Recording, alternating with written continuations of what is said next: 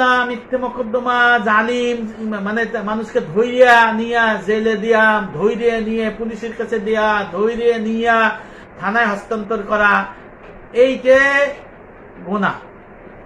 নিরীহ লোক তাকে যদি ধৈর্য বাঁধে থানায় শাসকের কাছে হস্তান্তর করেন, হাদিস শরীফে আছে আল্লাহ রসুল বলছেন 10 শ্রেণীর ব্যক্তিকে মুসলমান থেকে ময়দানে আসলে আলাদা করা হবে।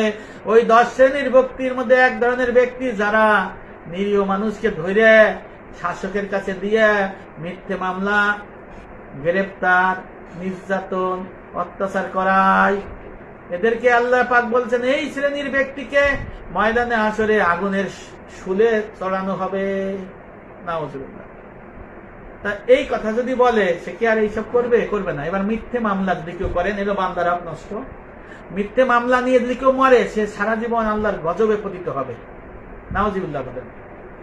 মিথ্যে মামলা যদি কেউ করে, মিথ্যেবাদী হয়, সাক্ষী হয়, এই যদি মামলা প্রত্যাহার না করে ক্ষমা না চায়, সে আল্লাহর গজবে পতিত হবে। আল্লাহ রাসূল বলছেন গজবে পতিত হবে। কত বড় মারাত্মক বিষয়! এই সমস্ত বিষয় থেকে আপনার